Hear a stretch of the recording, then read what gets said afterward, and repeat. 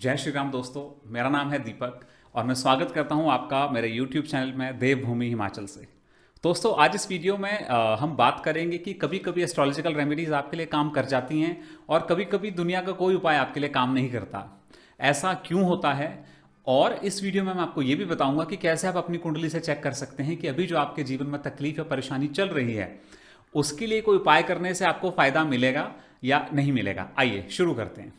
दोस्तों, इस वीडियो की शुरुआत मैं करना चाहूँगा श्री गरुड़ पुराण के एक श्लोक से। और श्लोक कुछ इस प्रकार है। अवश्यमेव अनुभोक्तव्यम कृतम कर्म शुभ अशुभम।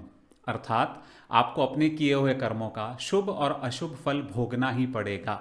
You can not escape your कार्मिक डेट। तो दोस्तों, सबसे पहले एक बात आप अभी तक जानते ही होंगे कि आपकी कुंडली से आपको जो भी अच्छे या बुरे फल या साधारण फल मिलते हैं वो मिलते हैं आपके कर्मों के अनुसार। तो अगर पिछले जन्म से आपका कोई कार्मिक ऋण है तो वो आपके जीवन में तकलीफ लेकर आएगा। और अगर कोई पॉजिटिव चीज़ आप पिछले जन्म से लेकर आए हैं तो वो आपके लिए अच्छे रिजल्ट्स लेकर के आएगी। तो सबसे पहले आपको ये समझना जरूरी है दोस्तों कि कर्म जो है दो प्रकार का होता है। एक वो कर्म जो आप करते हैं लेकिन उसके लिए आपको क्षमा नहीं मिल सकती। और दूसरा कर्म वो होता है जो आपने किया या आपसे हुआ लेकिन अगर आप उसके लिए क्षमा प्रार्थी हैं तो आपको क्षमा मिल जाएगी। उदाहरण के लिए किसी के प्राण ले लेना या वृद्धावस्था में अपने माता पिता को डिस्कार्ड कर देना, उनकी देखभाल ना करना। दोस्तों, ये ऐसे कर्म हैं जिसके लिए ना आपको माफ़ी नहीं मिल सकती कहीं पर भी किसी भी तरीके से। और एक दूसरा उदाहरण ये है कि मान लीजिए आपने किसी से पैसा उधार लिया, आपके मन में बेईमानी नहीं थी लेकिन किसी कारणवश आप उस पैसे को चुका नहीं पाए, समय पर नहीं चुका पाए, पूरा नहीं चुका पाए, लेकिन आप ऐसा चाहते नहीं थे कि ऐसा हो। तो दोस्तों, इस केस में क्या है, आप अगर क्षमा प्रार्थी होंगे तो आपको माफ़ी मिल सकती है। अब जब आपके जीवन में जो तकलीफें आती हैं ना आपकी ग्रह दशा अंतरदशा के अनुसार, वो इन्हीं कर्मों के आधार पर आती हैं। अगर आपका कोई ऐसा कर्म आड़े आ रहा है जिसके आपको माफ़ी नहीं मिल सकती तो आप करते रहिए जितनी मर्जी उपाय, डोनेशंस कीजिए, भगवान के मंदिरों में जाइए, आप तीर्थ कीजिए, जो मर्जी आप कर लीजिए, आपको कोई आराम, कोई रिलीफ आपकी तकलीफ में मिलेगा नहीं। लेकिन अगर आपने कोई ऐसा कर्म किया जिसकी माफ़ी आपको मिल सकती है तो फिर आप थोड़े से क्षमा प्रार्थी होंगे, थोड़े बहुत उपाय करेंगे और आपके जीवन में जो आपकी तकलीफ है वो घट जाएगी। तो दोस्तों, इस तरह से ये चक्र चलता है। लेकिन अब इंपॉर्टेंट बात यहाँ पर आती है कि आपको कैसे पता चले कि अभी जो आपके जीवन में तकलीफ चल रही है, जो ग्रह दशा अंतरदशा आपके जीवन में तकलीफ लेकर आई है, उसके लिए उपाय करने से आपको रिलीफ मिलेगा या नहीं मिलेगा, ये आपको कैसे पता चले।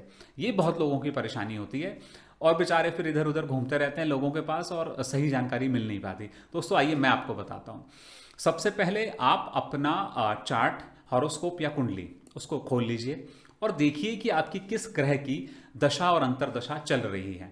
उसको देखने के बाद अब अपनी कुंडली में देखिए आपकी दशानाथ, अंतरदशानाथ, लग्नेश और चंद्रमा। जी हाँ, मैं फिर से रिपीट कर रहा हूं, आपके दशानाथ, अंतरदशानाथ, लग्नेश और चंद्रमा, इन चारों ग्रहों के ऊपर देखिए क्या बृहस्पति की कोई शुभ दृष्टि पड़ रही है। बृहस्पति की तीन दृष्टियां होती हैं, पांचवी, सातवीं और नौवीं। देखिए क्या इनकी कोई दृष्टि पड़ रही है बृहस्पति की। अगर नहीं तो फिर आप देखिए कि आपके चार्ट के भाग्येश यानी कि नौवें घर के स्वामी, वो कोई भी ग्रह हो सकते हैं, आपके चार्ट पर डिपेंड करता है। देखिए क्या भाग्येश की इन चारों ग्रहों में से किसी पर दृष्टि पड़ रही है। दोस्तों, अगर इन दोनों में से बृहस्पति या भाग्येश में से किसी भी एक की दृष्टि आपके दशानाथ, अंतरदशानाथ, लग्नेश और चंद्रमा पर पड़ रही है तो आप समझ लीजिए कि अभी जो आपकी तकलीफ परेशानी जीवन में चल रही है, आप उसके लिए रेमेडी करेंगे तो आपको आराम अवश्य मिलेगा। लेकिन अगर बृहस्पति और भाग्येश दोनों की ही दृष्टि इन चार ग्रहों पर नहीं पड़ रही तो दोस्तों फिर आप भूल जाइए कि कोई रेमेडी करने से आपके जीवन की तकलीफ कम होने वाली है। आपके पास एक ही उपाय है, आप अपनी तकलीफ को स्वीकार कीजिए, इंतजार कीजिए कि आपकी सफरिंग ओवर हो जाए, आपका जो कार्मिक ड्यू है वो सेटल हो जाए, क्लियर हो जाए।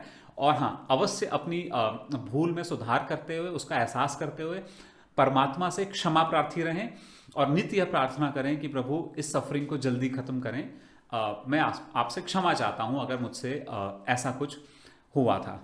अब दोस्तों, एक चीज़ और मैं आपको यहाँ पर बताना चाहता हूँ। अपने चार्ट को खोले रखिए और उसमें देखिए क्या आपके चार्ट में लग्नेश के साथ, चंद्रमा के साथ या लग्न में?